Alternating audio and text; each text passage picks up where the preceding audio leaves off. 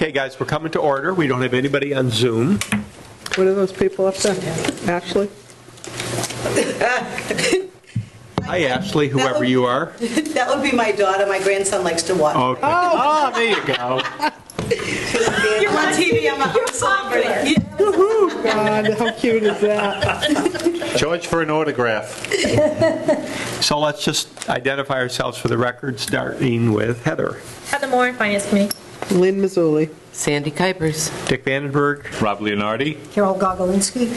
And I've heard from Howard and Ryan, whose girls' basketball is tonight, right? it is. Paul? Yes. Against Hopedale? 31-28 Hopedale after 3. They're playing in Shrewsbury, right? They're in Shrewsbury. Yes. Okay. Playing Hopedale. And Mike gave me notice too, so we're all here, and the 3 who aren't are with notice, so that's a beautiful thing. All right, we have, the Council on Aging is on our agenda, but if you go to the Council on Aging website, the town website, there is no mention of the Adult Social Center, nor is there a mention of Patrice. Really? Yeah, so there So come to the chair, Patrice, okay? And identify yourself for the record, okay? I'm Patrice Russo. I'm the Direct Outreach Case Manager down at the Douglas Adult Social Center and Council on Aging. Yeah. So the Council on Aging is kind of like every town has a Council on Aging via the state. That's what they refer to us as, because we have a board, an advisory board. So that's that part, and then everybody has a senior center. We changed our name years ago to make it more fun and realize that it's not, seniors, it's younger seniors too. But the website has been under construction. So that's why that information isn't there, because you used to be able to just go on there and email me no problem or contact us. So I'm glad that you brought that to our attention today. Yeah. So Patrice, why don't you give us kind of an overview of your report? We saw what you sent to us, so we don't need to go over every detail, but Sure. And then we'll have questions as they come up, okay? Well, the So center. you have the floor then, right? Thank you. The center has been really busy this year. This was our biggest year ever. And I think it's because we've had a lot of new membership. We have a lot of people retiring. And in the 249 days that we were open last year, we had 7,960 attendance. So that we can break down into probably 587 of our regular seniors that come regularly a couple times a week or a few times a month. We did have 135 new seniors join, and we do have 104 seniors that are from out of town. So what that means is the state requires us, because they fund us through grant money, to allow any senior from anywhere to visit any senior center. So they hop from place to place. Some seniors don't want to go in the senior center where they grew up because they might not have a lot of friends there, and they might have had friends in another town, or maybe they've just moved here and they're checking out all the centers to see what they have to offer, and every center offers different things. We offer line dancing classes, but some of the other senior centers don't. You know what I mean? So it goes like that, and some of the other senior centers now are charging for exercise programs. It could also mean that those seniors that came from other towns might have come one time for a Sunshine Club event that was on a Sunday or on Tuesday night, that they maybe, went to the senior center. So what we're doing now is, and we have been for the last few years, is because our center is so busy and our space is limited, if we have a big party like we are on Thursday, we can only have 50 people. So in the main room comfortably. It's only open to Douglas residents, and we have a waiting list for anybody else who comes to the senior center often but maybe doesn't live in town. So everything is offered to Douglas residents first, and that's what all the centers do in the area. And you'll see it sometimes in the newspaper. It will say Northbridge residents only, or they have first choice, or they have to sign up by this date. And we do that with our exercise classes as well. If they get too full, then the Douglas residents have first priority. What's Friday, or what's Thursday? Thursday is St. Patrick's Day party. It's our St. Patrick's Day. Oh, okay, I was going to say, isn't it next week? Yeah, it is. It's on Tuesday, but we hired an Irish band. Okay. So obviously, this is their busy season. So I have to go around whenever the entertainment can come. Okay. Yes. We increased our meals. We do every Tuesday, we do lunch, and we do a Thursday lunch or refreshments, depending on what we're doing. If we're doing crafts, we do refreshments. If we're doing a movie, we'll have a lunch. If we're doing a show or a presentation, we'll have a lunch. So our lunch club has gotten quite large, too, as well. So, yeah. So we're doing all kinds of exciting things and always coming up with something new. Next month, we're starting wood carving classes, so we're really excited about that. We always try to add a little, one or two new things a year, and I never have the same entertainers more than one time, just to make it more fun. Yeah. So Patrice, can you, go ahead, Sandy? I was going to say, you said you gained some members this year, 120? 36. How does one join the senior center? Do you have to sign up, or you Yeah, just so- come in to visit? Yeah, so you come into the senior center, and you come in, we give you a key tag. So when you come in, if you're just visiting, you hit the button. If you're here for yoga, you hit that screen. Okay. So we can tell the joined date. Okay. So in the last year, from January to December 31st, we had 135 or 136 Okay. new seniors that had never been there. And remind me at what age you can join? 60. 60. Yeah, 60. But we don't card anybody at the door. If you're 55 or 56 years old and you're disabled, or if you're coming in with your mom, or you're coming in with your spouse who might be a little smidge older or younger. Everybody wants to be It's all carded. good. Yeah. We don't card right at the door. And we welcome everybody. Outreach has also been extremely busy because the Worcester Community Action Council has cut a lot of their employees and their space, and some of them working from home, and they're not coming out to the centers anymore to do the fuel assistance applications like they did in the past. We would have 2 or 3 days of them coming in and out and doing everybody in town that's on it, no matter what the age was, and then they'd always come back and give us another day, like a month later, usually in December, to put new people on the program that hadn't been on the program before, because it's a lot of information. You have to do a lot of information for that. So we received the applications in a packet this year, and we did all of those. We did quite a few of those between myself and Jennifer, my assistant. And when you're filling out somebody for fuel assistance, if they're qualified, we also like to put them in for SNAP. So we did that. We did an awful lot of mass health applications this year as well. But fuel assistance was a really big one this year. It was a pretty big undertaking. We also started a food pantry in November, and it was basically, I had met with Mr. Wojcik, and we were talking about it because a lot of people in this town, super generous, the people in this town, and the businesses were calling and saying, I know that SNAP benefits have been cut, or they might be on the chopping block. What is it that we can do to help? Can we make a meal and bring it to a senior? Can we do a DoorDash? Can we do this? Can we do that? And I said, well, you can't make anything at your home and bring it to a senior, and I can't tell you who the senior is that needs it, because that would be a violation of their privacy. And so, but everybody just wanted to do something. So when I met with Mr. Wojcik, I said, you know what, I can do a little food pantry in my back office. We'll put a few shelves back there, and the fire and police department had a food drive, and they filled it right up, and I cannot believe the amount of people that are using it. Because SNAP has been cut, the amount that people are getting has been cut, and if you've been to the grocery store, you get your 2 bags for, $100, and you're like, that's it. So it's a good supplement. We received a really generous donation from the Lifesong Church, and we've had a lot of, if a senior passes away, sometimes in lieu of flowers, they'll give a gift in memory. We had some of that. We had some other people that donated, and some other businesses that donated towards the account. So I have a donation account, the Community Outreach Food Donation Account. Some of the funds were left over from COVID when we were doing meals, and they were reallocated for the purpose, because that's what it was for, to feed seniors and residents in town. And so I've been going down to Hannaford, and when we need to restock, we restock the food pantry there. So we thought it was going to be temporary, and I think it's probably most likely now going to be permanent until my funding. I probably have about a year's worth of funding in there right now. What would you say is some of the most popular requested food items from the pantry? So soup, fruit, household cleaners, paper towels, paper products of those kinds. Anything that's kind of expensive to buy, and anything you can't, like the paper products and the cleaning products, you can't buy with your SNAP benefits. You're buying just strictly food. And if you notice in the store, it'll say WIC approved or SNAP approved. So they're very specific about what you can buy now, which is a good thing. You're not going to have somebody going and buying a case of beer with their SNAP benefits, Right. but they can't buy paper towels either, So So those types of things are very popular. They go fast. Personal care items, shampoo and soap and toothpaste and toothbrush and that kind of stuff.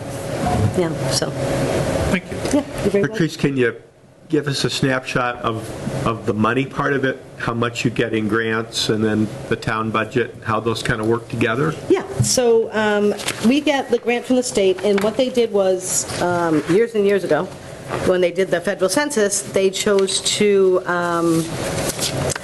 go by the fact that we had the amount of seniors we had at the time, which was 1,958. That is not the case now. We have 2,617. So what they're doing now is year after year, they're upping the dollar amount. So instead of like last year, we got $15 a senior, this year we're getting $16 a senior. So that kind of helps out. They're also breaking up the way that they give us the funding differently, too. We used to do, I still have to do an annual report, but now it comes out in the fall. We are allowed to roll the grant money over, and as I was explaining to Dick today, back in the day, you had your grant, might have had $15,000 or $16,000. It wasn't really that much. You had to spend it by June 30th. So it's like Brewster's Millions. You don't, so you're buying stuff that you really don't need that year, maybe projecting for the next year, because if you don't use it, you have to send it back. So we would do a lot of that, and now you don't have to. It gets to roll over. So I did have some funds that were able to roll over from 24 into 25, and now 25 into 26 to 27, a little bit here, a little bit there, and I had a little bit of a surplus. So I have funded quite a bit of things this year that I typically wouldn't. I took over some of like the custodial supplies and things because that stuff has become more expensive, and in my regular budget, we have a certain amount, the same as office supplies and things. So I'm able to utilize the grant funding for anything that goes on at the center, no matter what it is. Like I pay for the van cell phone, so before you were kind of limited. You had to write the grant out and say exactly what you're going to use it for, and if you wanted to reallocate it because you had like $200 left in your office supplies and you wanted to put it towards crafts, you had to get permission to do so, and none of that is, they want you to utilize it for purposes of the senior center and for your programs. They really encourage you to use it for your exercise and for nutritional and educational and social events. So that's pretty much what I do with all of that. So would you say, Patrice, that between the grant money you get every year and what comes out of our town budget, you're able to do what you need to do? Successfully run the center, and as I explained to you earlier, my staff, like my chef, my van drivers, my part-time assistant, they are on, they don't receive benefits. So I budget them for the whole year, like they're going to be working 15 or 30 or whatever hours are allocated to the position. But if they're on vacation for a week, or we have a snow day, or if they go on, have a sick day, whatever, they don't get paid. Right. So at the end of the year, I always feel comfortable that I have plenty of money to pay my staff because of the way that it's funded. And most times, I'm giving some money back from the payroll portion. Do you have volunteers who help out as well? We do. We have some tax work-off volunteers, and then we have volunteers that teach some of our classes that just volunteer. They're not doing it for tax work-off or anything else. Yeah. And we have students that come down and they volunteer because they need volunteer hours to graduate and such, and they'll help serve lunch, and we have a volunteer that calls bingo. Yeah, so bingo's big. Yep, and it's amazing because I know that people are like, oh, bingo and knitting group and all that stuff, but bingo for your mind, it's really challenging because they don't just play across and up and down. No, they do like a pyramid, they do like a lighthouse, they do all these different things. Some numbers are blocked out, some letters blocked, and it's fascinating. And some of them play 6 or 8 cards, so I can only do one. Right, any questions for Patrice, either based on her handout or anything else related to the funding of the senior center? Adult social center, sorry. Do you actually prepare meals at the center? Yes, all the food is made there. Unless we have an event where, like, the Grill on Main or something caters it in, it's, they'll donate usually for a Smile Day. They'll do a spaghetti and meatballs for us. If we have Cornerstone or one of the other places coming out, they bring their chef and they bring food. But, yeah, all the meals are prepared at the center. by our chef Cassandra, and with some help from the staff. Tomorrow will be a very big day, because we're making corned beef and cabbage for 50 people. Yourself. Yeah, yes, because if we had it catered, it would be like $15 or $20 a person. Oh, yeah. And we're doing it $6 a person. It's affordable. And I would like to just say on one more note, I was really surprised. I knew that the van would be a very big success, because I knew that a lot of people weren't able to get to their doctor's appointments that were in Uxbridge and Northbridge and Milford and such. And this year, when I pulled the numbers from the WRTA, they only had 459 rides, and 329 of them through work. They only had 24 medical appointments, which shows, because they go to Worcester, which shows that all of our seniors were going out this way, whereas we did, 2,570-something rides. So I was like, when I pulled their numbers, I was like, what? Are you sure? And so I was really excited about that. So the van has been a wonderful addition, and a lot of seniors are able to come to the center that weren't able to come before, which is some of the numbers that you're seeing, because they can now get a ride to come. Is this the third year of the van now? Second? Is it the Second. third year? It goes by so fast. It does go by so. Yeah, Is it so the- we're going into our third year. Going into the third year. Yeah, third year in the fall. Yeah. All right, other questions or comments, anybody? So on the handout that you had provided, just so I understand for my own clarity, is the 207,633 the town portion and the 26,470 the grant portion? Correct. Okay. Yep. That would be with the pay, the COLA, and then just my expenses. Right. Yeah. Okay. Thank you. Sandy, you had some questions earlier. Yes, I had some questions on the numbers, which I really enjoy, like looking at what you do for numbers. Do you ever break out, like say you do new seniors, did you do that by what town they're from at all? I'm curious, like how many come from each town? Right, so we cannot break down from who comes from what town. A senior is a senior that comes in. Okay. I can tell you, we probably have about maybe 4 or 5% that come from other towns. Like, I know every senior that's in Douglas. I know I have a couple ladies that come from Uxbridge, a couple that come over from Sutton. Okay. We have a few that play Mahjong from Webster. So Okay. the 95% of our seniors are from Douglas. There was no way, even when I asked my assistant to pull them today, she actually called the program that we use. And he said, you would have to go down like your whole list of 7,000 seniors and kind of correspond them with where that they live. It's not in their software to segregate them that It's way. not like a spreadsheet or anything like that? No, that you it all looks like this. I It's see. all just numbers. Okay. Yeah. Do you So, teach Mahjong over there? yeah. Wow. Yeah, it's Wednesdays 1 to 3. Wow. Yeah. I know that's popular. I hear Yeah. people talk about it. Thank you. You're very welcome. Thank you. Have you found that pickleball is a big draw? Pickleball, they were out snow blowing in the parking lot yesterday. I thought that was extreme dedication, and when I pulled in tonight, I saw the kids playing basketball, so. Yeah, pickleball is a really, really big deal. If you've ever come up here during pickleball time, you can't even Oh, get I a know parking it. spot. Does it seem to bring in maybe younger seniors too that might not have joined? Yeah, so it definitely does, because if the Sunshine Club, a lot of the Sunshine Club members play pickleball, so of course, they're talking about different events that are going on at the center. Right, yeah. So we do get quite a few people from the pickleball group that Yeah. have joined in some of our fun down there. I mean, For we're sure. fortunate that we have this gymnasium here, because I know. most towns don't have a gymnasium. I know. That they can use for pickleballs. Well, that and for walking club. They use it for walking club too, yes. We're down at the gym. Down the gym. It's our future, Sandy. So it's fun because it's a nice little flat surface to be able to walk. It's temperature controlled. Everybody keeps track of their steps, and then my assistant puts them in. And because she keeps track of all of our exercise hours, we actually won a mini grant not once but twice. Maybe this is our third one in the last year because we've been the most successful in the area. Wow. Yeah. Congrats. Yeah. Patrice, can you project when there's not going to be enough space? I mean, there's already not enough space between parking and the facility. Right. How much longer before? Last year. Yeah. Honestly, yeah. I mean, I have 50 people coming in and I have 2 bathrooms, right? So they're unisex, anybody can go into either one of them. But there's a line like you wouldn't believe because it takes a little bit for the automatic door to close, and you know what I mean? If you have a walker or you're in a wheelchair, you're going to be a little bit, obviously a little bit more time. Parking, we all park, thankfully, the Goodness Store has been gracious enough to let us park there if they're not serving on those days. So all the staff parks there. We do have the bus, so that helps out, and we encourage people to use the van because of the limited parking. But we only have 2 handicap spots. So I fell in the parking lot this afternoon because I didn't realize, I didn't get hurt, but I didn't realize there was a little patch of ice up in the corner. It just looked like running water because everything's draining so much. And even though it had been salted, I just hit it just right.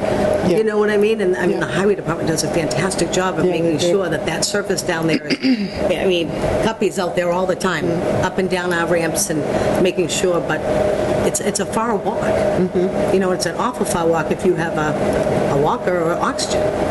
So that those 2 things are, and the fact that, like I said, I have to cut everything off at 50 people, so I have a waiting list for every program. They had, the Sunshine Club had a Polish band on Sunday, and they did glumpkies and pierogies, and people were really excited to get out on Sunday. And most seniors, including my own mother, she's busy all week. She's going to church, she's going to the library, she's one of the token drivers because she still has a license, so she's picking up her friends, and Saturday comes and, she might go to Mass or something, but on Sunday there's like nothing to do. Nobody's around or, and so to have an event, I think people were really excited for it, and it was $5. They had a Polish band. They had a great time, but they had to cap theirs off too. So we had a waiting list, a good waiting list for that. So it's really hard, and it's kind of first come, first serve. So people know, so they usually call the second the newsletter goes out, or the minute we put out a flyer or it goes in one of the newspapers, they call. But so yeah, space is definitely a really big issue, but we're grateful to have a space. We're utilizing it, so every square foot of it, and I think I don't, unless somebody wants to put their name on a beautiful building and donate it, or I win the lottery, one or the other, I don't foresee it, happening, but one could dream. But it would definitely be utilized if it was even a bigger space. Patrice, Okay, anybody else for Patrice? when you say you Carol? have 2 bathrooms, you mean you just have 2 Johns? Just 2, yeah, we This have is it? 2 bathrooms, 2 toilets. Oh, that's it? Wow. Yeah, that's it. Oh, no, One line. toilet in each, 1 sink in each. Wow. Yeah. Yes, just 2, so you can imagine when you get 50 people in there. Yeah. Okay. All right, anybody else? Patrice, thank you so much. you. Yes, thank you. Thank you. Have a great night. Michael, you want to join us? Sure. Glad you could make it. Sorry, I was a little late. So Mike joins us at 7:22 or so. That's great. All right, Paul? Can you pull up another chair, maybe? Okay. Thank you. So if you guys would identify yourselves for the record. Certainly, Paul Vieira, Superintendent, Schools. Diana Landry, Business Manager of Schools. So Diana, is this the first time you're before FinCom? First time at FinCom, it is. Well, welcome. Thank you. All right, well, thank you for having us. We're going to do an abridged version of the presentation and come back at an upcoming meeting and do the full version. I'm going to have you go to page 6, please, of this presentation. Almost on cue. Thank you, yeah. So I want to go over the preliminary budget summary and give the committee an update as to where we are. So if you go through this, our FY26 general fund appropriation was $15,957,606. This year, we received a 4% increase from the town in the amount of $638,303 for a total town appropriation of $16,595,910. As of today, our proposed budget is $20,192,647. We're looking to offset that with either revolving funds, grants, and other sources of revenue in the amount of $2,080,300. which brings our preliminary general fund budget to $18,112,347, or a delta of $1.5 million that we need to close. And that's where we're at this point. On the next page, So that's 13.5%. 30% we still have to close. From the year before. Correct. Yeah, okay. So you've probably seen this chart in many different machinations over the course of the past 10, 15 decades. First is circuit breaker. We're looking at a projected. So, Paul, for Yeah. the lay people in the audience, define circuit breaker. Certainly. So circuit breaker is a mechanism that the state uses to reimburse the schools a portion of our out-of-district placements for students who are out-of-district for a variety of reasons. So our preliminary balance is a hair over $400,000, what we're projecting for next year, which is pretty consistent in lines with where we've been. The real big number is going down to school choice. You see, if you look at 23, 24, 25, 26, we've been between $1.5 and $2.2 million balance to start the year off.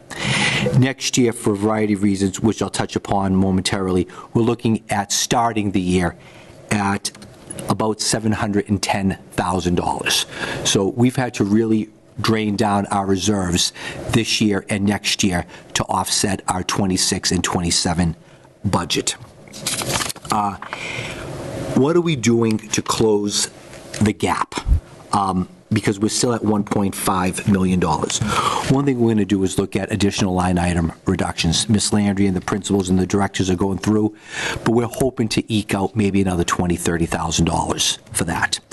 We're looking at possible use of revolving funds, circuit breaker, school choice.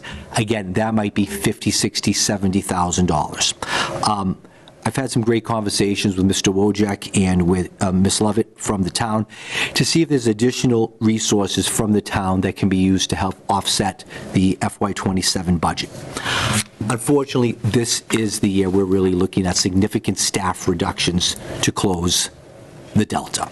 And I'd like to come back at probably either the 23rd or the first meeting and talk about those staff reductions. We're still in the process of going through that. We want to exhaust the first three variables before we announce all the staff reductions, but we're looking at significant staff reductions. We're at $1.5 million to close. Again, we're looking at probably over $1 million to $1.2 million in staff reductions. If you think of an average salary of about $75,000, we're looking at about 15 to 20 staff members for next year. So, Paul or Diana, can you explain a little bit in terms of the circuit breaker money? Sure. Is that fairly predictable from year to year, or is each year kind of a surprise? And then whatever that money is, do you have some flexibility in what to do with it, or does it have strings attached? The strings attached are that we do need to use it in the following year. We can't carry balances for many years like we do for school choice. Yeah. To get back to, is it predictable? Not necessarily, because what it's based on is looking at our out-of-district placements, which can range. Tuition at an out-of-district placement could be anywhere from $30,000 a year to a residential spot of a few $100,000 a year. So that part, we try to narrow down as much as possible. There is a cap that you have to do the analysis. This year, it's a $53,000 cap. So you have to spend over $53,000 in order to receive circuit breaker for that individual's expense. Call it tuition. So then you take the difference of that, and you can get anywhere from 65 to 75% of that reimbursed. So $100,000 tuition, I'm going to round up just easier numbers, $55,000. If that was the cap, we have $45,000, and we would only get a percentage of that. So we're not recouping at all anything, what we are spending for these. That's how circuit breaker works. the percentage does change, and then after tuition is reimbursed, some transportation can be reimbursed, but again, it depends on how much money there is in the state bucket, if you will. And when do you know that circuit breaker amount? You don't know that till after, so it won't be until July Okay. that we're able to do that. And you get the money, you get the funding in the following year. So anything that we will file in July for what's going on this year, and we won't see those funds until next year, FY27, and we receive that funding quarterly. Okay, thank you. Does that make sense to everyone? Yeah. So on the next slide, and this helps tell the story. So if I could just, from this revolving accounts page, if I could. Sure.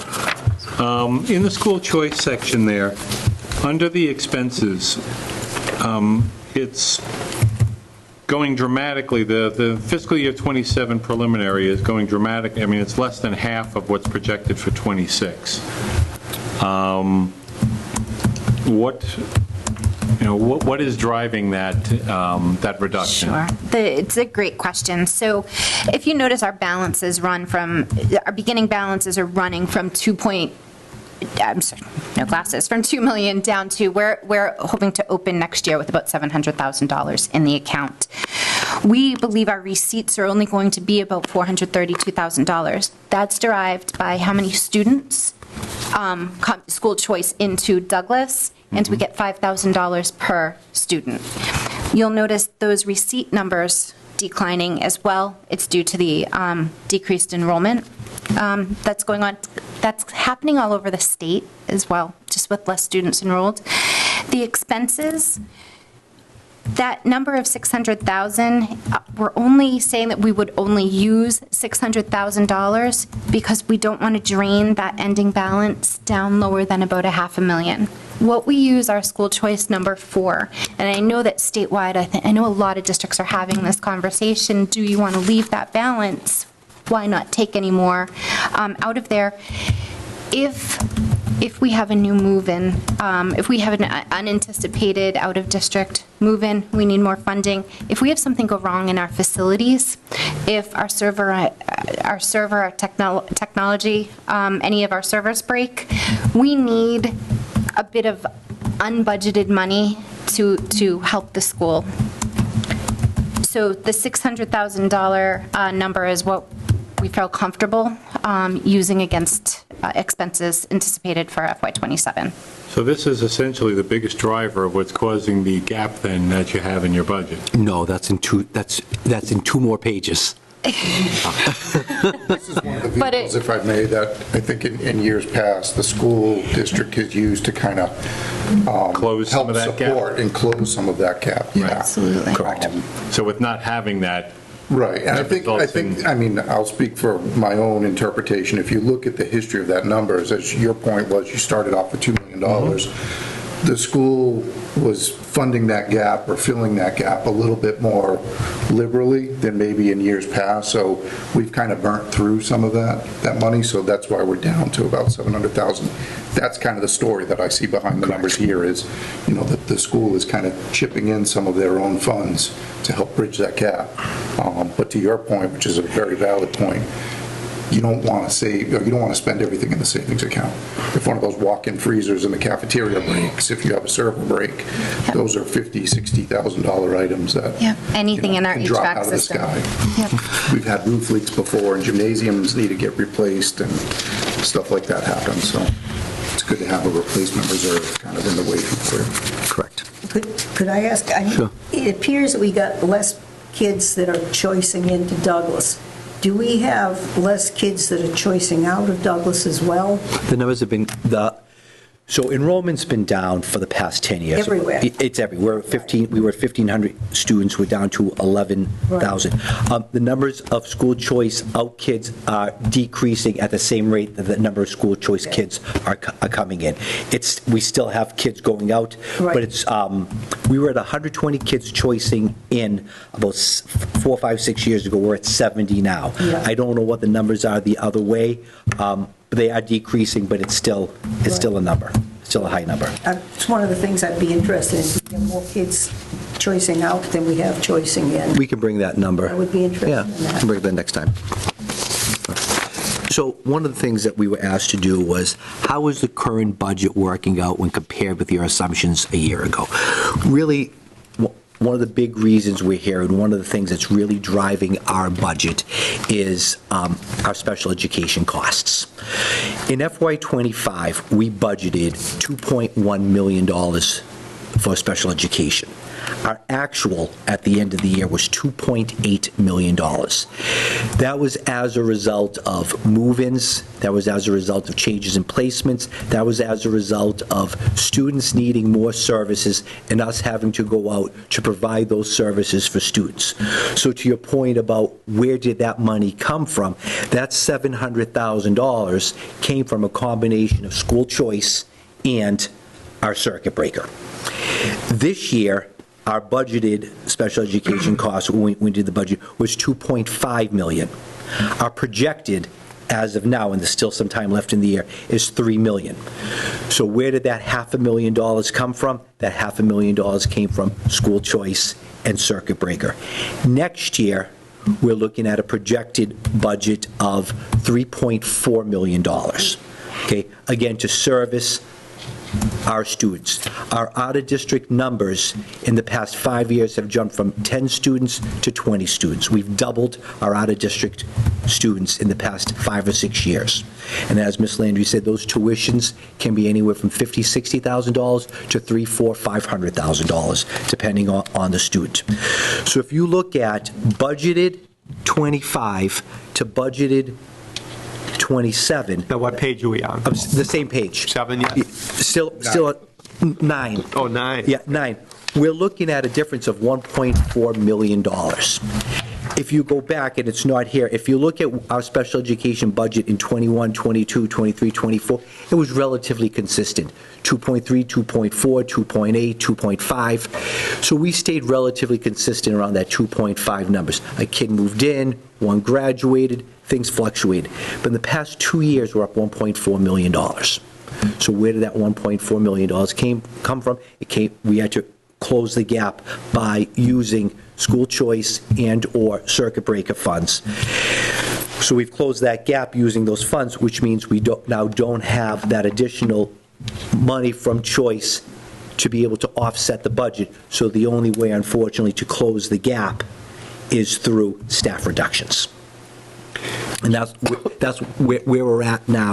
And I wanted to come and present the abridged version of this presentation to Finance Committee. And then once we're able to have some more further discussions with Mr. Wojcik and Ms. Lovett and do some other work on our end, I'd like to come back and present the full scope of what the cuts look like, the positions, in 2 weeks. So Paul or Diana, if the requirements that we have to do for special ed are from the state, I assume they are, correct? Correct. Or not? No, so Like, for instance, if you have somebody that needs transportation So that elsewhere. transportation is driven by the student's IEP, which is driven and discussed at a team meeting. Yeah. And so if a student's in an out-of-district placement, you have to transport them there. So that's driven by the fact that we have to transport kids to school. Okay. But the needs of that student going to an out-of-district placement or getting additional services within the Douglas Public Schools or getting assistive technology, whatever it is driven by their needs, and a team meeting saying that in order to access the curriculum and in order to level the playing field, here are the accommodations and here are the resources that we need to put in place so that child can access the curriculum and be successful. That's driven at the local level through a team meeting. Some of the other things, like the cost of what an out-of-district placement is, that's driven at a level higher than us. So when it comes to these services for students that are expensive, is it true that the state has been either tardy or less than generous in its reimbursement for some of that cost? Or is the state funding really not an issue? I mean, if we had Senator Fatman in here right now and asked him about it, we'd say, hey, look, it's none of our business as the state. I mean, the funding mechanism needs to change. Okay. And I think we've had this discussion with Senator Fatman and State Rep McKenna, and they're aware of it. We had a meeting with them a couple weeks ago.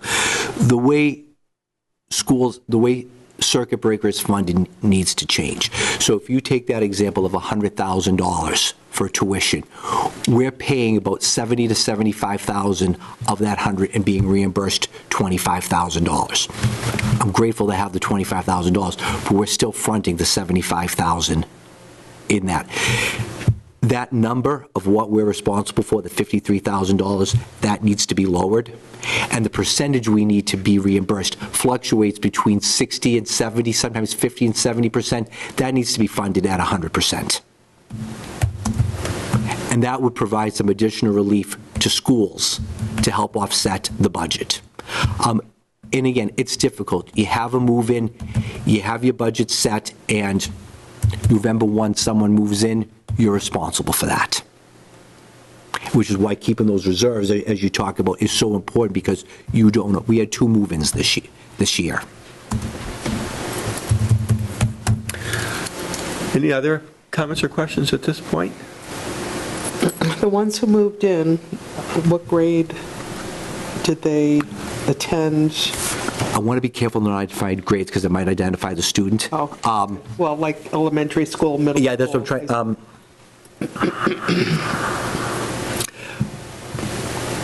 Both were secondary. Okay. So they tend to still be younger. Yeah. Right. Paul, anything else, or Diana, at this point? No. Okay. And we'll come back either. The 24th or the 7th. Perfect. Whatever you wish. We'll work that out. Okay.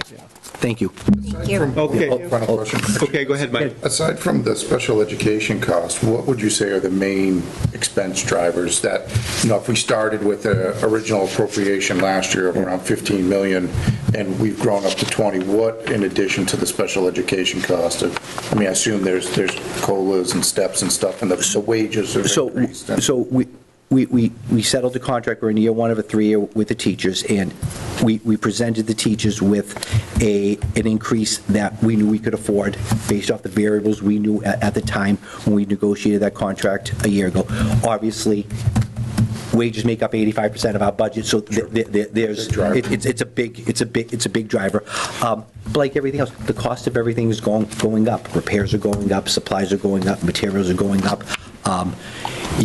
Again, we're lucky that oil's locked in, so we're not getting the fluctuation of that. We won't go there here. But we have old buildings. We have a warrant article hopefully coming up for a roof repair at the primary school. We have a roof that has a warranty for 20 years, but we're on year 31, 32 of that roof. And we cross our fingers. We're like the cat with 9 lives, that and the furnace at the primary school, where those things have outlived their expectancy, and we've been able to repair them as we go. But, things happen. Phones go down, electricity goes down. We had 3 actuators go up on the roof. Those costs are expensive to repair, and we have a budget for it. But like you said, a furnace goes, a freezer goes, just like the town is seeing the driving expense of snow and ice, we are too, with the overtime for the custodians, the actual rock salt we need to do for things. So all those day-to-day operation things. Technology is so different than what it was 5, 6, 7 years ago. We have, kids with devices. We have internet security that we're paying for. A lot of our servers and a lot of our systems that we have, we're paying warranties on so we can still get service. So some of the stuff, I think we're running like Microsoft 10 on some computers. That's no longer being serviced, so we have to get an extension on it. There's a cost for that. Just a cost of running an organization. Does that answer the question? It does. Okay, thank you, guys. Thank you. We'll see you Thank you. next, when we see you next. Yeah, thank you. So Diana, you surviving okay? I'm surviving. I like it. This is a tough time right now, but yeah, it's great. Well, Great. thanks for coming. Appreciate it. Thank you. Right, you guys, you see on our agenda, by the way, you notice I put everybody's names at the bottom of the agenda in a nice italics. Everybody catch that? Valley Tech isn't coming tonight because they wanted to wait till the next time where they had some more numbers. Matt and I met with Anthony Steele a couple days ago. Maybe, Matt, you'll speak to that or not. But so Valley Tech is going to be later. All right, Matthew, you have the mic. Update where we stand, Matt.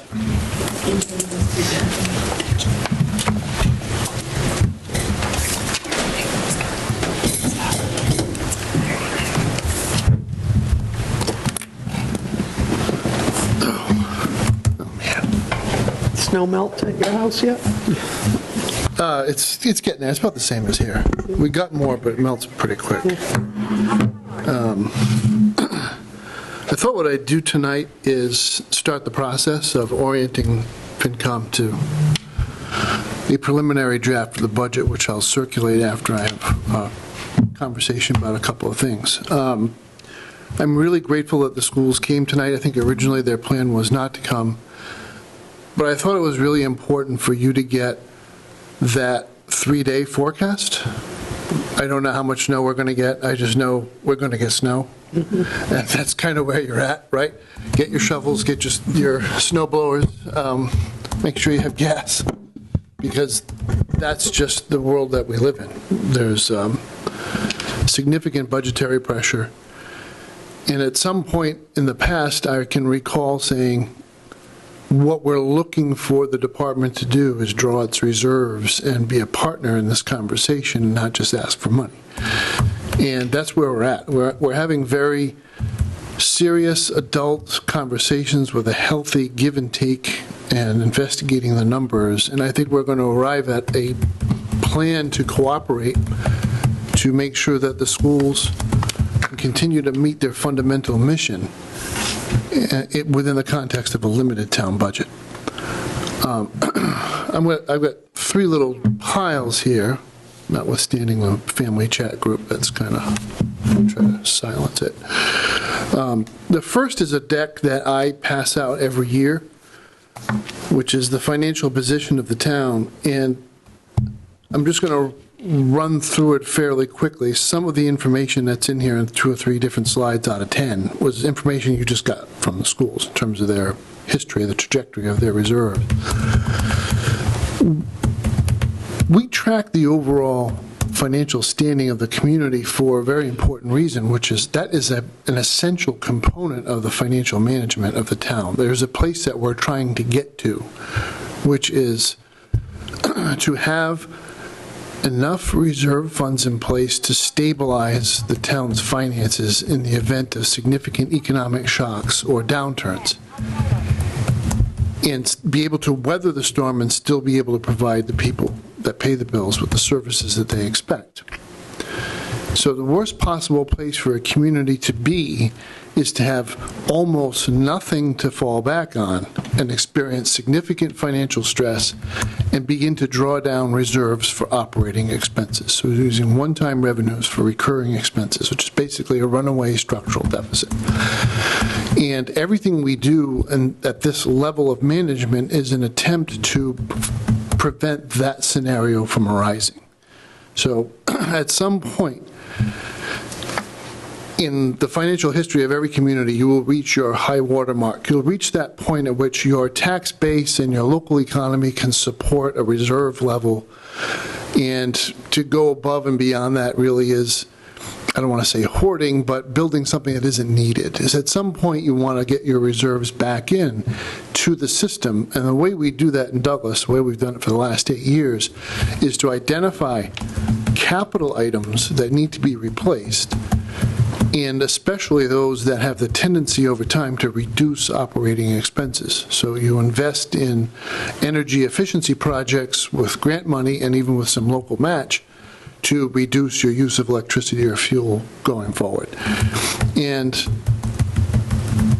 buttoning up our buildings, not only for energy efficiency, but to prevent that catastrophic failure that ends up destroying operating assets, right? So a leaky roof is just water on the floor. A leaky roof where the water goes into your IT room and infiltrates all your servers and ruins them is a significant operational problem. So the town is in fantastic shape on that level, and I'm going to pass this around and go over it, like I said, fairly quickly, because I want to get to the preliminary draft of the budget. I'll wait until it goes around. Matt, will you mention this later, or can you say it now? But are you pretty sure on most of your income things, or are you still waiting on I think we've scrubbed revenue this and that? to the point where we can't be scrubbed anymore. Okay. But it's been a fruitful discussion. We have always been very conservative in estimating revenue for the simple reason that there's any number of streams on the revenue side that will be one time, and you don't want to budget 100% of a revenue stream because you don't know that it's all going to come back. The other thing is it closes to free cash. So if more comes in than you expect, you're just building your reserves.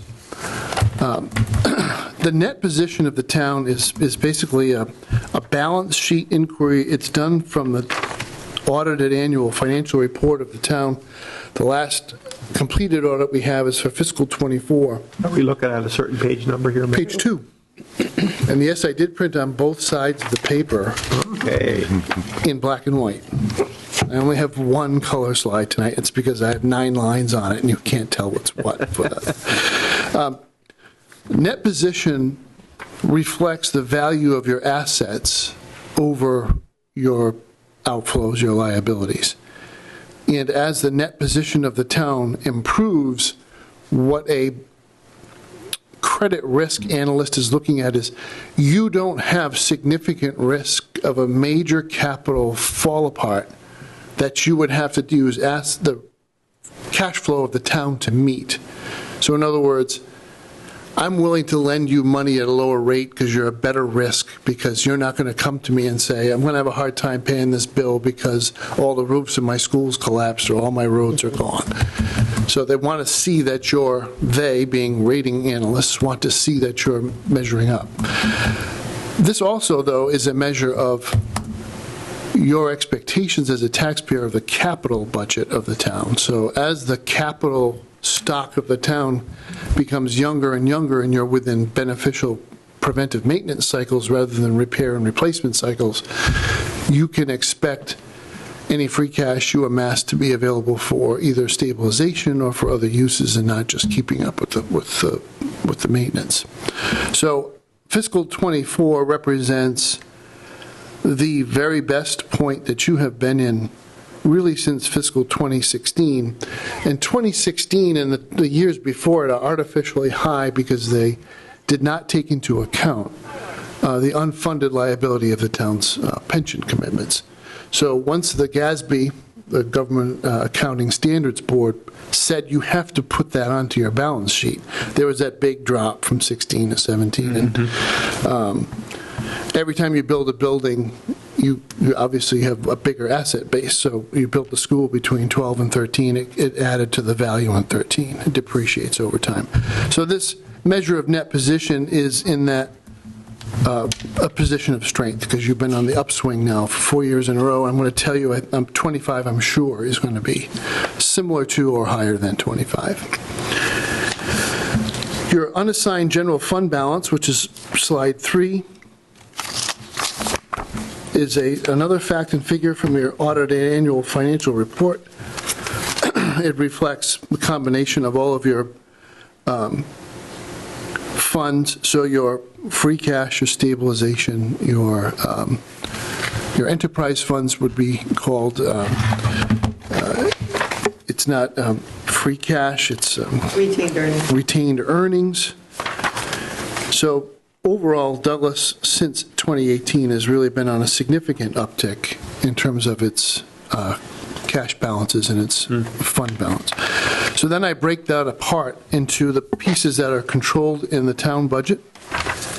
That's the next one, Matt, 4. So slide 4 is your certified free cash. Now, we do have a number here for fiscal '25 because that came in October. And the point here is that your last 4 years are pretty much, 4 of your last 5 years are stronger than the previous 13. And what's especially important to note is that even at the bottom, so the town was managing its free cash very capably between fiscal 12 and fiscal 17, but you might also have been using some of that free cash for operating expenses, which is a practice that ended effectively in 19. What happened in '22 that was down like that? Remember? Oh, there was a major purchase. Why did 22 come down? I think we had, it was either a fire engine or a couple of trucks that came into the mix all at once. There's no ladder truck. No. It was an engine, Yeah.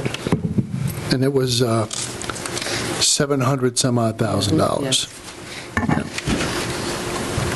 So as much as goes out, it also has to come in. So if it didn't come in 22, I'm going to tell you it probably didn't, because that was the lagging effects of COVID and some other things.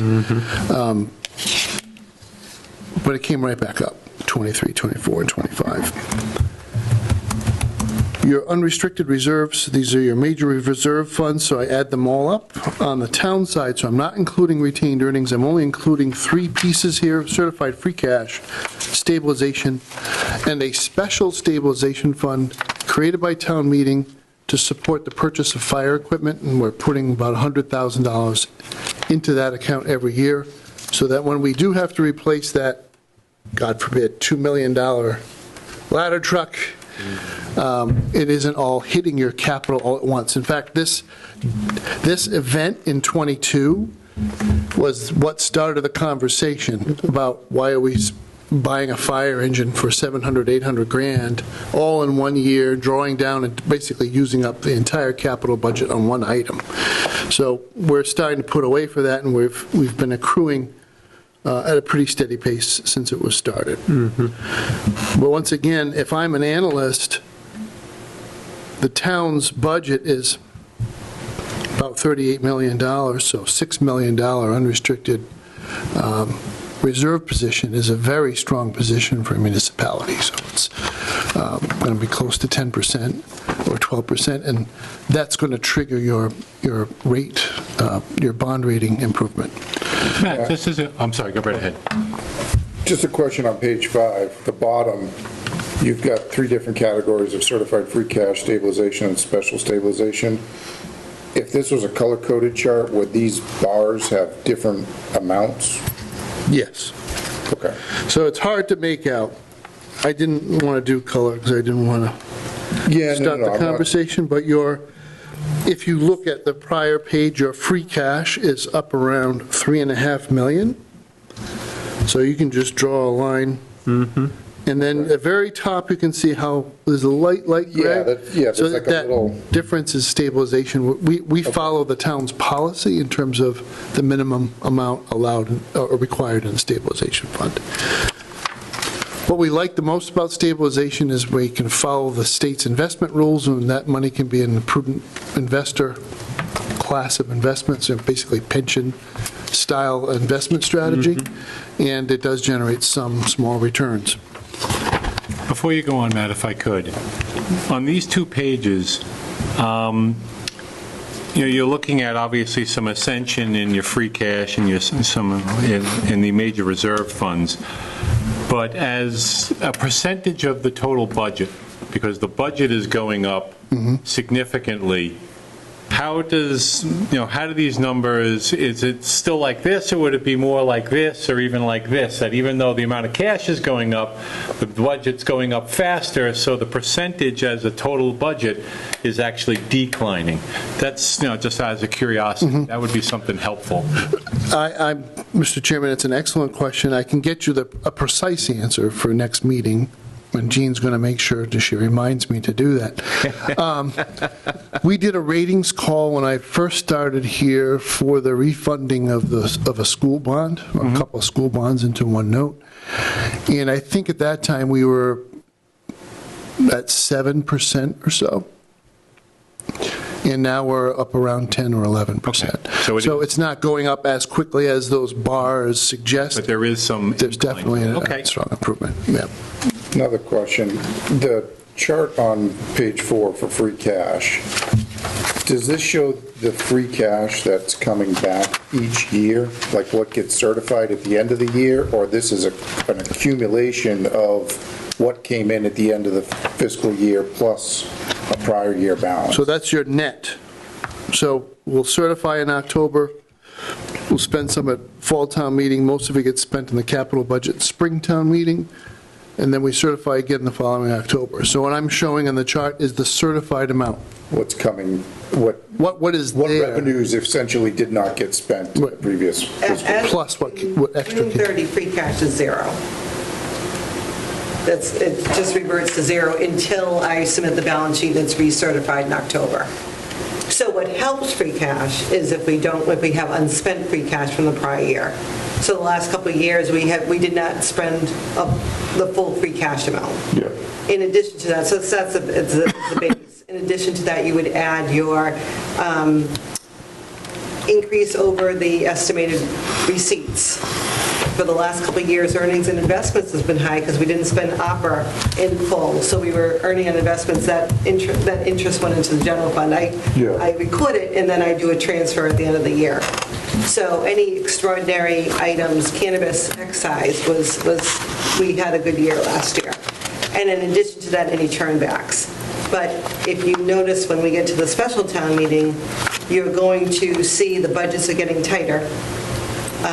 So there won't be as many turnbacks, and we have some departments that need some needs. So, it's those three components. And then there's some things that if a grant is in deficit, we didn't get reimbursement, we get hit. For free cash, they'll reduce some items off the free cash number when I close the book. But as of June 30, it's zero until it's certified again. Okay, so that's kind of the direction I'm going, this isn't like a savings account balance where we're tucking money away for tomorrow. This is what comes in year after year. So in a sense, are we not spending everything that's getting appropriated in our budgets? And that's why the past 5 years, our certified free cash has been much higher than what it was in, say, 2010, where we just budgeting much more closely to what actuals were? Like in other words, I hate to say this, but do we have excess in the budget that doesn't get spent, so then it closes out to free cash at the end of the year? So our target is typically around 2%, between 1.5% and 2% to turn back. We need enough flexibility in the operating budget to be able to pick up minor unforeseen circumstances. The majority of what is driving the growth of free cash is, first of all, we are disciplined about how we spend it every year. So we try not to spend more than we have certified as new this year, right? So we're trying to hold the line and manage to that balance at the end, right? So if I start the year with 4 million, I have a pretty good idea what's going to come in from unanticipated revenues and turnbacks and one-time events, and the capital budget is set to keep that number at 4 million. So if that was going to grow to 5, I'd tell the capital committee you got 1 million to spend so that you close the year with 4. But your driver, because I want to answer that part of your question before we do a follow-up, is unanticipated revenues or unbudgeted revenues. So we've been, as I said, very conservative. So we don't budget at the highest level of new growth.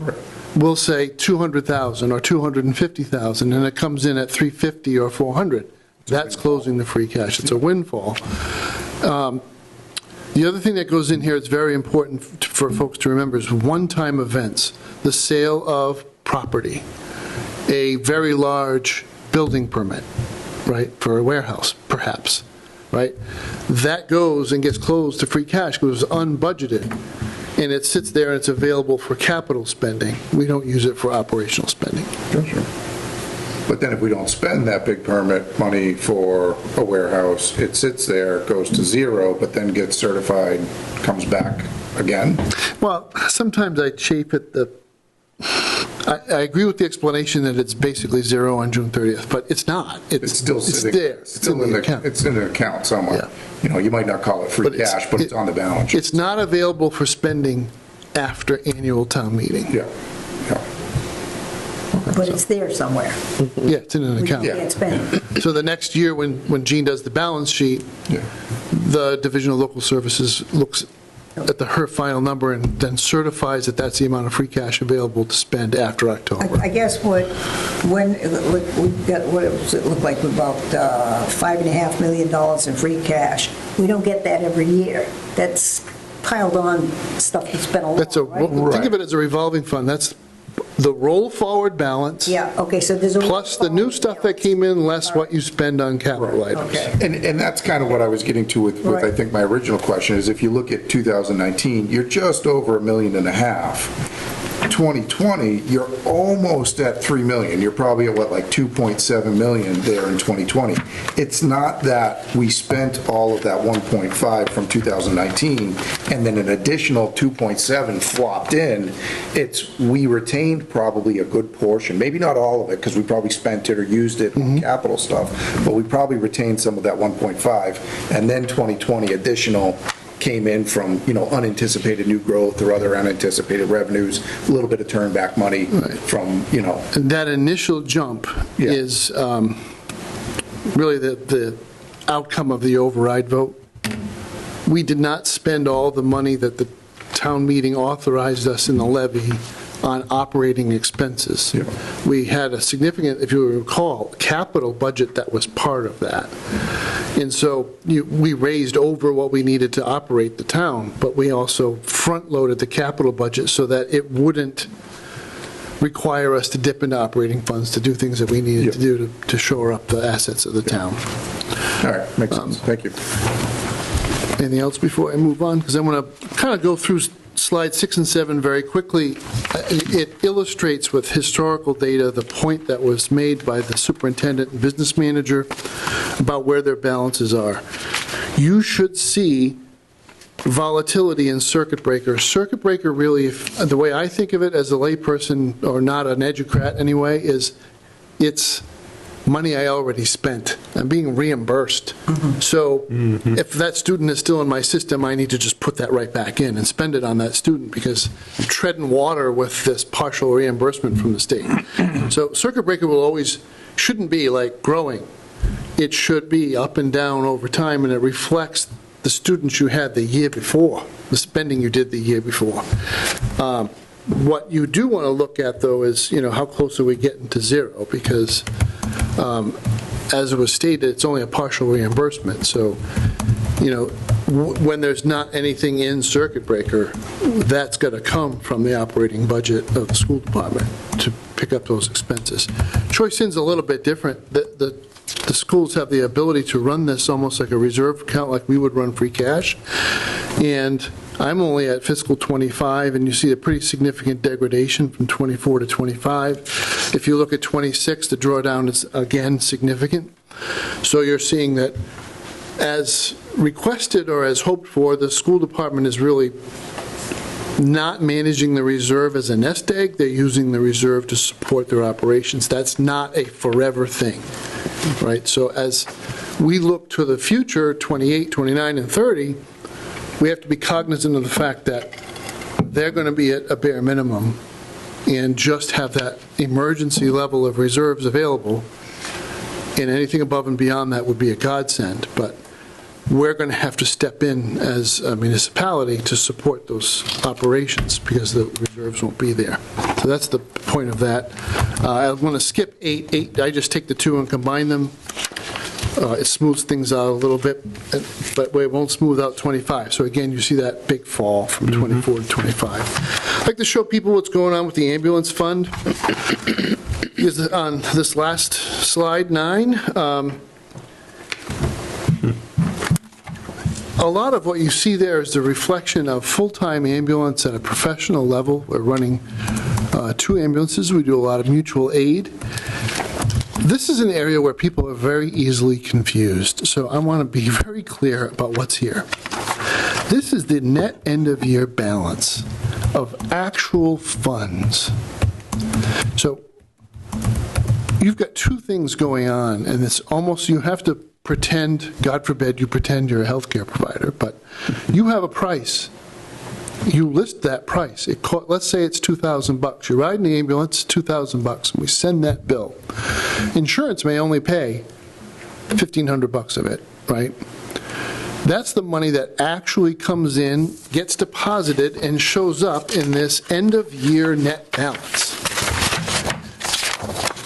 As a balance sheet item, we book a receivable for all the things that are not paid out by Medicare, Medicaid, or private insurance, and we attempt to collect those remaining balances. This is an area of controversy, right? So there's a whole lot of back and forth about how much should this cost, how much should a resident pay after their insurance is paid.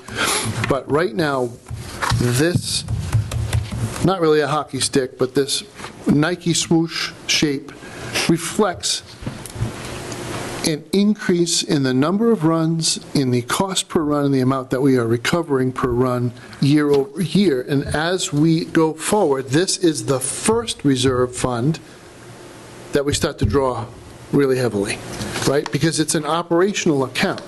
So as I go forward into the budget this year, I'm going to tell you a couple of things. One is, we're going to pull more money out of the ambulance restricted receipts account this year to support the ambulance department's day-to-day operations because it is there and is available. So we're going to go up from $385,000 of revenue to $430,000. As you as a finance committee go through the budget, the ambulance department is a different creature, and you have to think about the bottom line, right? The personnel plus the expenses minus what we pulled out of their restricted receipts account. And that's what the taxpayer is actually paying to run the ambulance service. What our responsibility as managers, Gene and I, and also the chiefs of the department, is to compare that to what a private insurance company would charge you to provide the same service. And right now we make out like bandits, and so we're not going to have that conversation. Because we get to keep the revenue and use it for the things that we need, but we're also supporting the department at such an aggressive level that really what's left over is not a whole heck of a lot. It would be more costly to run. Bear in mind, this is not a regional contract. It would be Douglas only, 2 ambulances. It would be far more expensive than what we actually spend on ambulance. How's it going on the collecting part, Matt? Is that, So collecting is unpleasant. is it staying the same, going up, down? What would you say? No, it's pretty steady. One of the things that happens is, a certain number of people pass away, and they may not have a whole lot of an estate to probate, and those hardship cases, when someone has passed away, I sign off. We have a policy. I review the death certificate, I see that it's all in order, and we are able to write that off. A patient can demonstrate hardship. They often disclose, or they have to disclose their income level and the fact that they're cash strapped, and often we know those folks and we write off that debt as well. We are having conversations specifically with the deputy chief, who is very familiar with this, on what's next. Collection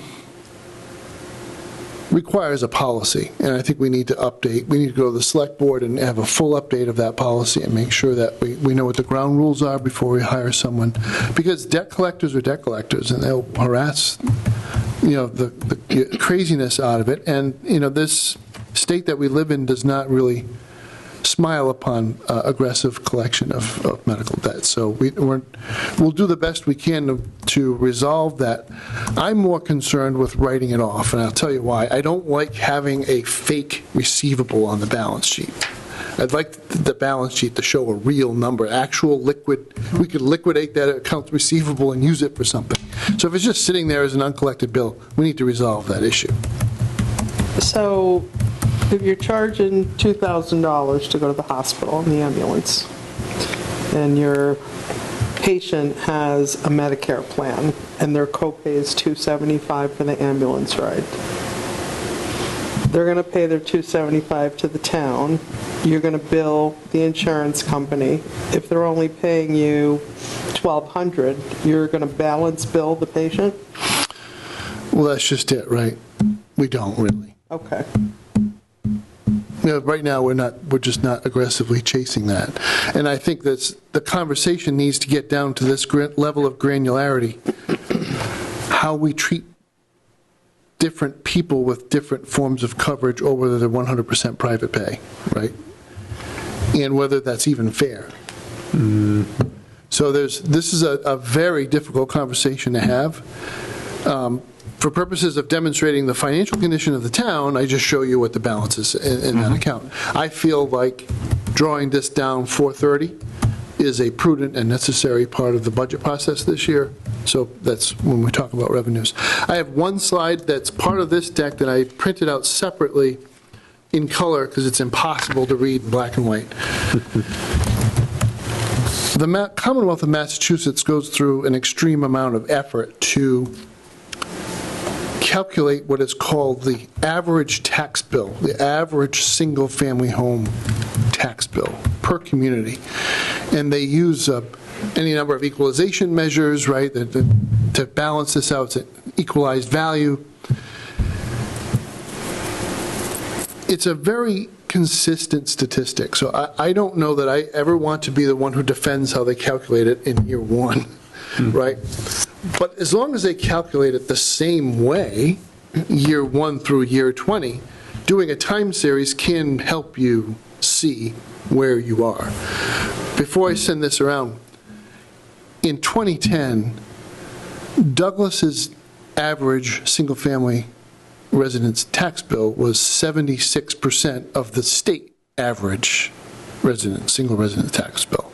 And here we are in 2026, we're at 77%. So it really just hasn't changed that much. I think sometimes we become very focused on our own individual condition, right? The town that I live in, the bill that I pay, I don't care about those other towns. I don't live there. I don't get the services they provide. But at the end of the day, there are 351 municipalities in the Commonwealth. So how are they all stacking up? There's very little change. The average tax bill has more to do with the value of the town and the value of the real estate in that community, and the community spending pattern has more to do with that than it has to do with broader philosophical or ideological issues. When I look at Douglas, what I like to point out to people is you have two inclines. The 2018 to 2019 is clearly the override, right? I wasn't here from 2012 to 2013. Something happened. But in between, so from 2013 to 2018, and then from 2019 to 2026, you're looking at a pretty flat trajectory. We were behind Sutton. We haven't caught up. We're basically got the same gap. Some of that is that it's a wealthier community, right? They pay higher taxes. And then you see some volatility in some of the other communities that I think in the case of Northbridge, I can explain that one because remember the tax bill includes excluded debt. So for a town like Northbridge that's done some really big projects like fire station and some other things, you would expect their average single-family tax bill to go up, which it has. A little bit less clear around Uxbridge. I know Uxbridge has made some investments, but I think what you're seeing there might be some financial stress. So, but that's, are there any questions about where Douglas stands on that metric? The other day I was somewhere talking to someone, and that person said, yeah, I heard Douglas is the hot place for real estate now, and everybody wants to build and move into Douglas. I said, really? Matt, is that true? So are we the hot town now? If you want to parrot the story that was in the Blackstone Valley Tribune that was written by a local real estate agency. Nice marketing tool. It was a nice marketing tool, but they honestly, they were reporting facts as we know them. So the average home value in town, especially for new listings, is quite a bit higher than it used to be. And you benefit from being relatively close to both Providence and Worcester with access on 146, and a certain number of large parcels have become available, so you have very attractive home sites that are being built out at very high prices. And so you remember averages, averages are, there's a lot of degrees of freedom chewed up when you use averages, right? Sure. So one $1.2 million house offsets those two $300,000 houses. It makes the value much higher. So whenever I run what is called the order of value, that's what I'm really looking at. What is the curve of every single house in town And is it a bell curve? Is it, a lot of times with seaside communities, you'll see a big lump at the bottom. That's everybody on the land side of the street, and then a great big bump over $1 million because that's everybody on the water side of the street, and it's not much in between. Webster is exactly like that. Tiverton was like that. And that causes all kinds of friction when you set a tax rate and all of that. Yeah. I'm going to hand out a very preliminary draft, which is really a preliminary, drafty kind of preliminary draft. I'm exaggerating. I've worked very hard, along with Gene, my department heads, to arrive at the beginning of a finalized budget.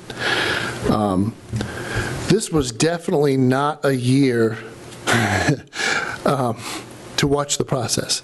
I'm laughing. My father's family had a very close personal relationship with the Skuchelas family that owned Central Falls Provision, which makes kielbasa down in Central Falls. And we used to go visit. There would be this huge vat of God knows what, and dudes all wrapped up in PPE, right, and great big wooden paddles. And that's it's like, I don't want to see it. I just want to eat the kielbasa. I don't want to watch you guys make it. This was one of those budget processes where, we've been up and down, up and down. We've had bad news. Last Thursday, Gene and I were so disgusted, we said we weren't going to talk about this again until Monday morning. And then we came in Monday morning fresh and actually got some good news and started really drilling down on a couple of accounts to try to figure some things out.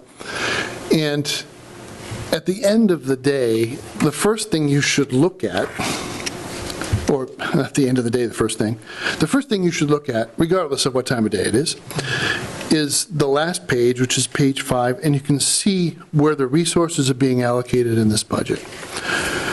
I'm budgeting for an available revenue for appropriation going up by $1.445 million.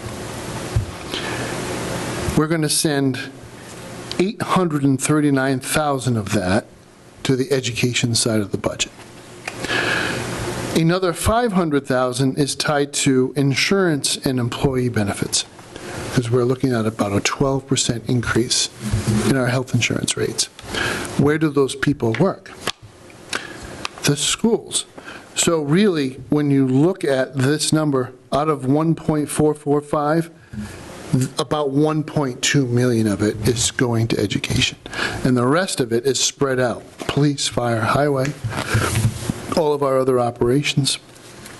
And so, I've moved the municipal budget, those departments under my direct management, by about 0.8%. And the rest we've allocated to support education. We got very good news for school transportation, and I think working with the new business manager is a huge pleasure. And I'm very confident in the number that she's arrived at, which shows very little change from last year. Now, last year it went up 23.3%, so I'm kind of glad it stayed flat. I have a number in here for BVT that reflects my estimate. It's not Dr. Steele's number, okay? It is my best shot based on some information that Dr. Steele gave me, but it was higher than I anticipated, and really that's what set us back Thursday, because...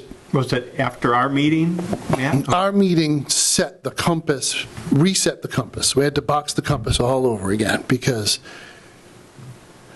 despite months of trying to get a clear explanation of exactly how the new lottery system was going to work and when it was going to hit, which was thicker than mud, it won't hit until fiscal 28. That's where you'll see the benefit of the lottery system and its reduction. So I take the attitude, don't look a gift horse in the mouth. This lottery system is going to work to Douglas's benefit. It stinks that we have to wait for a year for it to materialize, but I'm still really glad that it's happening. The other thing that I was really encouraged by, and I don't want to steal all of Dr. Steele's thunder, but he's done a marvelous job of managing his overall budget. and is making significant sacrifices in order to hit a budget target that he thinks that everybody has sympathy for. So when was the last time you heard anybody from BVT sit behind a microphone and say, I set a goal of 2.5 and I hit the goal of 2.5 for his overall budget for a school? Not us. But you never heard that. That's not what you heard. It was a completely different dialogue. We did what we wanted, and we got to a number that we thought we could fund, thanks to grants and to your generosity, Town of Douglas. That's not what we're dealing with here. We're dealing with a very high-level professional effort to hold this together. So I feel like we have better teamwork between the Town of Douglas, the Douglas Public Schools, and Blackstone Valley Tech than we really have experienced in many years, and it's a good thing because we're up against some real constraints. So you will see that benefit in future years.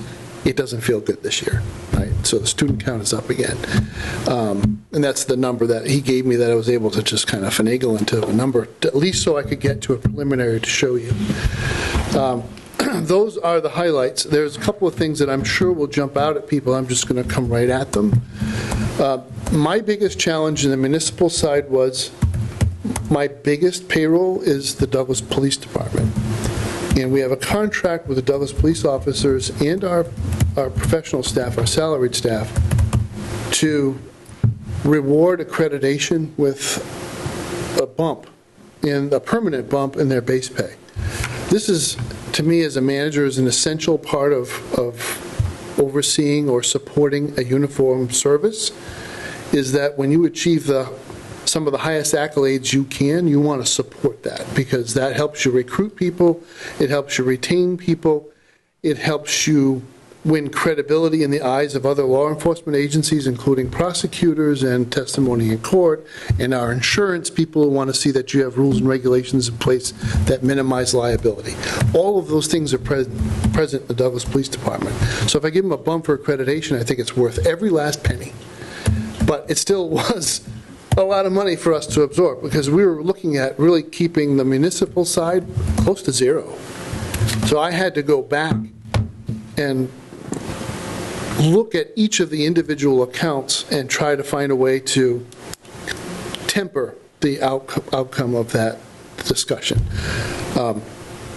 We'll have a police contract and a dispatcher contract on the warrant for town meeting. So the entire staff downstairs, 2 different unions, and we negotiated what we thought were appropriate rates of pay, and we did a lot of research into where they stack up with other departments, and we're where we want to be, which is not the top and not the bottom.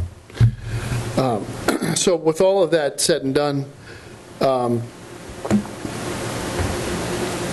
we've got one department head, it'll be blatantly obvious here, who feels that the work they were hired to do is largely accomplished, and the purpose of stepping forward and wanting that particular role was to save the taxpayer money and to increase the tax base of the town. And so, at this point in his career, he feels like what he's waiting for are a whole bunch of things outside of his control. So we're going to budget that position at 50% of what it was this year. But that's not a thing. That's the director of that department volunteering to give back that 50%.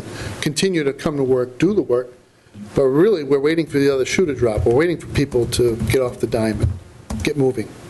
So, but that's a huge help to us, because as of Thursday, we're looking at a 6-digit red number, and this conversation with the Economic Development Director put us in a position where we were closer to not being 6 digits anymore, which was a good place to be.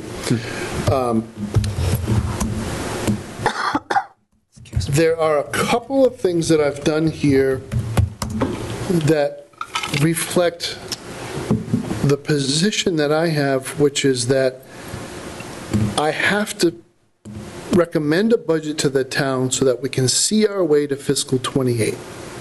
So we just went through the financial condition of the town for a reason. I'm showing you that in fiscal 26, we're about as strong as we can be with the resources that are made available to us by the town. We will use some of those resources in fiscal 27 to build a bridge to 28.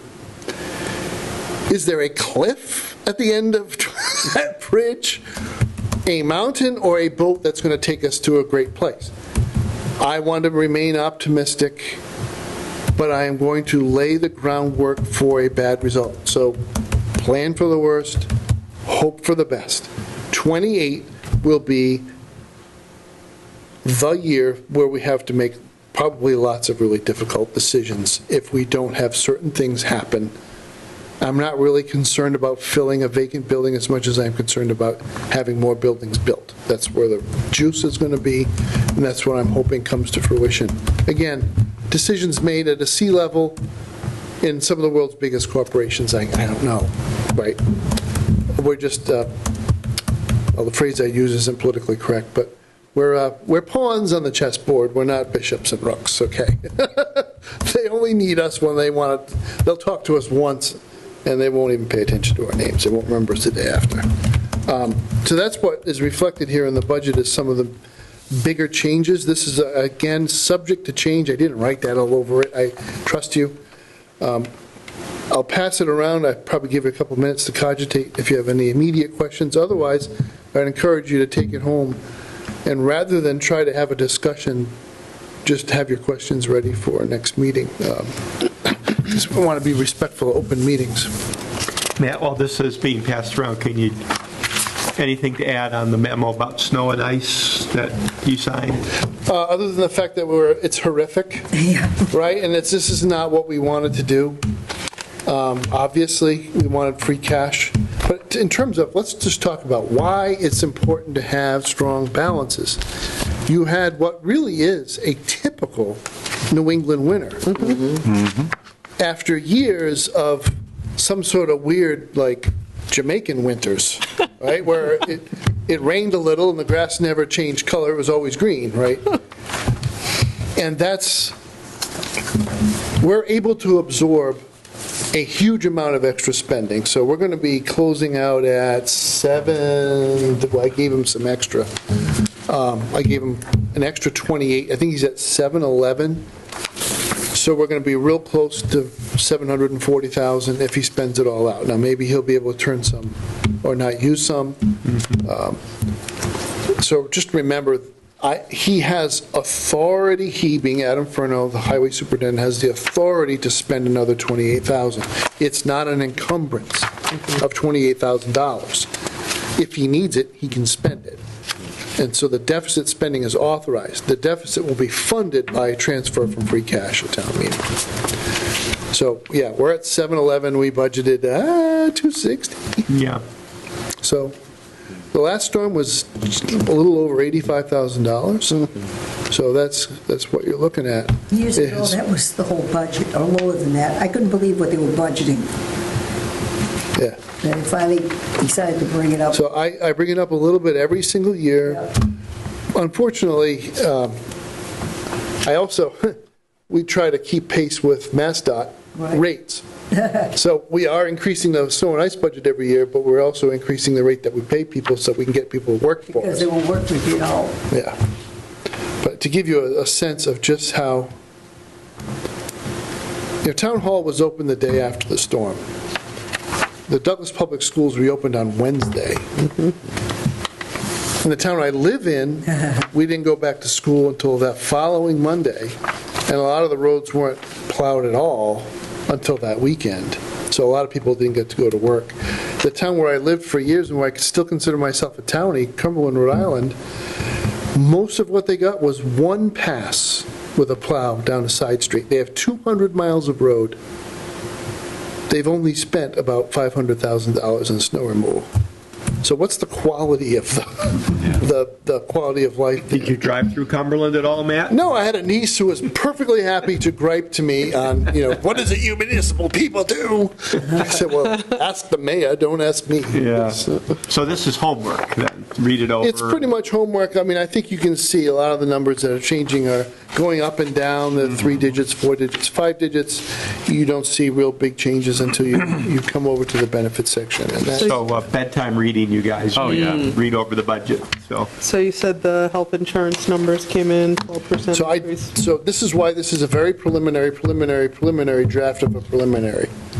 because that is the coin of the realm. I have budgeted a 12% year-over-year increase in the rates, and I'm using my most recent census.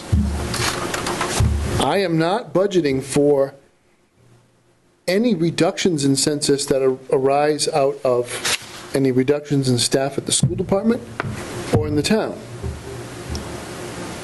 I can expect a certain amount of growth in my census as people age out. So they're 26, they're going to 27 years old. That's a school department phenomenon, the teacher staff or paras. I think on balance, we end up pretty much where we start off. We had quite a bit of switching this year from family plans to individual plans, which is really good. But the model is far more sensitive to the census than it is to the rates. So the full cost of a family plan in the town of Douglas, our most expensive plan is our PPO plan, is $28,000 a year. I say this to people in other towns and their jaws hit the desk because you know what the average family plan is in a lot of towns? $34,000, $35,000. So we're way below, and we've had this nice ride of stability. What we're seeing now is migration towards our plan among staff because it is more expensive to take their spouse's coverage. The math is starting to turn it around. I'm very optimistic that we might have a positive rate action. I still think it's going to be double digits, but I'd be happy to take an 11.5 over 12 because 0.5% of a lot is a lot. Okay, so you don't have you don't have the number. I don't. Okay. With the people that are on the insurance, I know one of the things, at least in my organization, we're seeing an uptick in utilization, and part of it is just based on the average age of the employee going up. And so, as you have throughout the years, you have the ages of your employees going up and down, that can affect your experience rates. Is that something that, where does the town of Douglas stand as far as, average age? Is that going up, down, it's staying kind of the same, or? Because I know, like I said, I just know that affects you, it can affect your experience rate, ultimately, utilization. It hasn't changed a whole lot. The bulk of the personnel taking our plan, and that's only about 60% of our staff take our plan. So they're incentivized not to. Right? So there's an opt-out. It's not a lot of money, but they get a little cash for not coming in. Is in the schools, and about 50% or more of your school teachers are top step or above, which is not a direct correlation to their calendar age, but does tend to correlate. It takes quite a few years to get the top step. And that hasn't changed a whole lot. There's been a little bit of, as many people have left that top cohort as have joined it. So you're still looking at about 75% of our folks are over 40, over 45. What I'm seeing as a trend is, and this drives me nuts because there's a bigger debate in our society about this, but we've gone from about maybe 15 to 20% of our claims being driven by pharmacy costs, and now it's over 50%. And no kidding, 89% of our pharmacy spend is specialty, right? So the industry's making idiots out of all of us and running circles around us because they're just smarter. They're playing three-dimensional chess and Congress is playing checkers, and they're just not getting how to dig into this problem. But I think so far this year, we are 8 months into our current benefit year, and I think our pharmacy spend is close to almost $600,000, and our medical claims, total medical claims, is about 1.1 million. So. Anybody else for Matt? So Matt, thanks for getting these charts and graphs together. Very helpful. And the prelim budget, thank you for doing that. Yeah, I'm exaggerating. Budget. Yeah. Moving anything at this point in this would be very difficult. Yeah. So I'm reserving the right to make a change if health insurance is a surprise. But I don't have many surprises left. Like, I have my pension number. I've got most of the other numbers, all the personnel's worked out, so I'm pretty close to cooked. Okay. Anybody else for Matt? Comments or questions? Okay, Mr. Wojcik, thank you. Thank you, Mr. Chairman. Thank Appreciate you. the time. Appreciate it. Thank you. Thank you. Okay, everybody, if you look at our agendas, we have some minutes to approve of February 10. February 24, I just got from the minute taker today, and I didn't have time to forward it to you, so we'll do those another time. So any questions on the February 10 minutes? I think Mike was absent. You had notified me, but everybody else was here.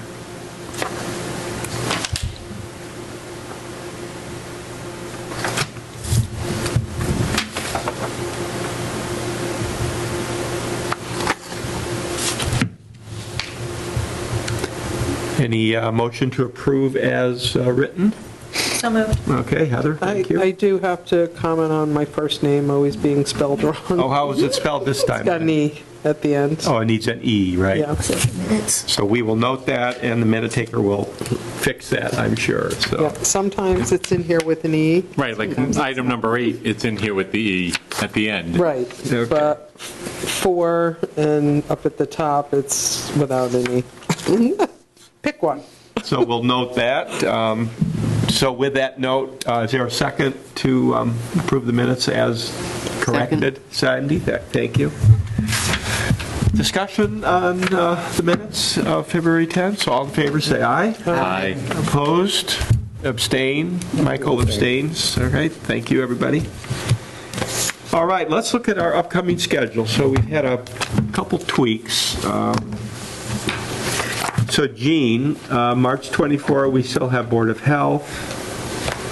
I was wondering about Bob and Eric.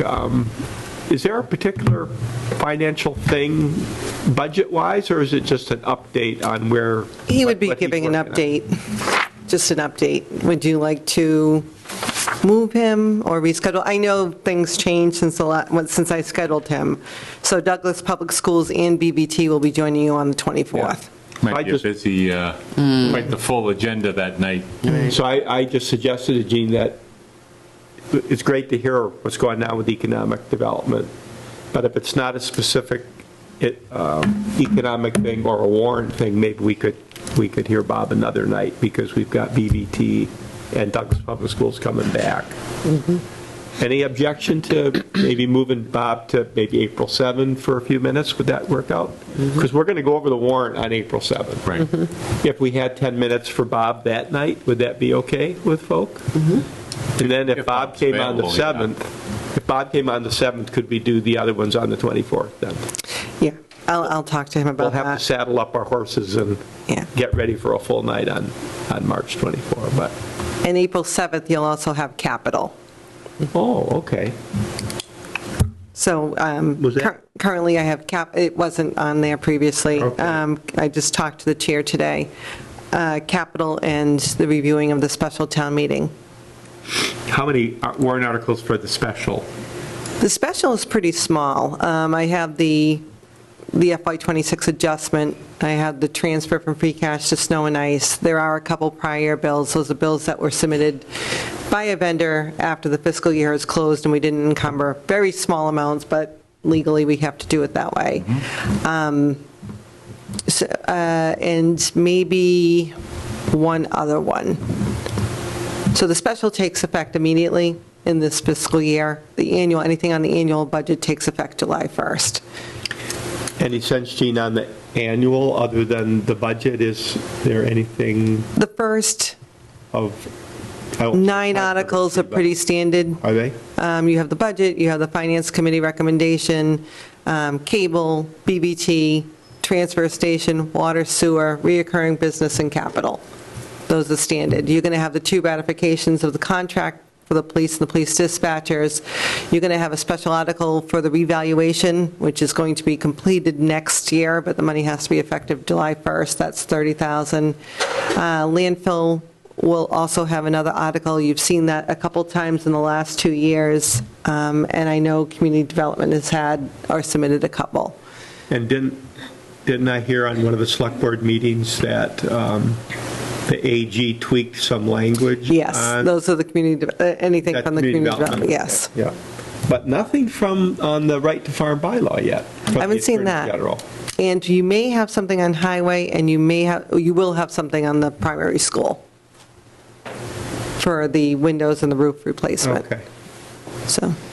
All right. So it's going to be, I mean, the annual will be a full annual town meeting. And the special, a few articles. The special will be cleanup for 26. Okay. So just, again, let's go over. So the 24th, we have Board of Health, Community Development, where we're going to talk about this memorandum, right? We asked for the conservation chair to be Yeah. present, that's correct. So it sounds like, watching the select board, that they voted yes on that community development person. Mm-hmm. But doesn't that funding have to be approved for that? It's subject to What appropriation. community development person? We're It's conservation agent. Oh, so we're hiring Yeah. an agent, huh? Split it with Sutton, that's the Yeah, idea. it belongs to us. So anyway, so they approved it, right, the Board of Selectmen? I believe so. I I believe they believe so, too, yeah. approved to support it, but it is subject to appropriation. So again, 24th, we have Board of Health, Community Development, where we'll go over the memorandum, BVT, DPS, Douglas Public. Is that it then for the Yeah. big ones? And I just want to remind you, the Board of Health is really the Board of Health, landfill, nurse. transfer station, nurse, Yeah. Monticello. So there's a lot that falls under that broad range. Yeah. And then for April 7, we're looking at Capital, Bob Menard, and then the warrant itself. Right? Correct. And Lisa feels pretty good that warrant will be printed by April 7th. At least that's what she said. That's our goal. So anybody have any comments or questions on the upcoming meetings? So March 24 is going to be, saddle up your horses. We're going to have some stuff to go through. On the warrants, any chance that BVT has sent anything like they did last year on that extra account that they wanted to create? I didn't know if they were going to try to pass that again this year. I requested, it was funny, I requested the budget, the prelim budget, because he was scheduled to meet with Matt and Dick. And they said I had to get the information from them, so they wouldn't email me any information. And you got it from Matt, right? I got some information Yeah. from Matt, but did he provide anything in writing, or was it just a conversation? Well, it was that placeholder number. Yeah, That was all. Yeah. It was all verbal. But I was just So- curious if they were going to try to pass that account, that special account again, that they withdrew last year at the meeting at the last minute, well, that warrant on that. but it passed because the majority, yeah. Enough- And actually, it wasn't enough other necessarily towns. It majority. did pass Yes. last year? Yes, they withdrew it because it was a not great environment, so that's why they withdrew it, because they already knew that they had it passed. They knew enough of the communities were going to pass it, so they knew. Oh, see, I didn't know they had already So passed it. they didn't offer us the opportunity to voice our concern. Okay, everybody good on the upcoming schedule? Then? March 24th, I will be out of town. If you need me to support that one, I can do via Zoom. Okay, I'll make a note of it, Heather. Ditto. You going to be out of town too, Sandy, on the 24th? That's a big one. No. Will you be Zoom available I or will not? do my very best. You're going to have vacation? What's that? Vacation? Mike, you think you'll be here on the 24th? I think so. Carol? I should be here. Roberto? Yes. Lynn? So one, Unless I two. have the plague. So we have our, Don't say that. I said unless I have the plague, like I feel like I did last well, we have at least our 5, but I think Howard's hoping to be here on the I will be able to support it because I'll be here for school, but via Zoom. Okay. Does anybody know if they won't be here for the public hearing on April 14th? As far as you know, we're all going to be here, okay. All right. And you'll be here on May 4th, right? Oh, yeah. I think that's it. Anybody have anything else? All right, we need a motion to adjourn. Yep. Before, I'm going to do my public service Oh, announcement. your public service. Yes. yeah. That's correct. I had it on here too, Gene. We have over 2,000 excise bills outstanding.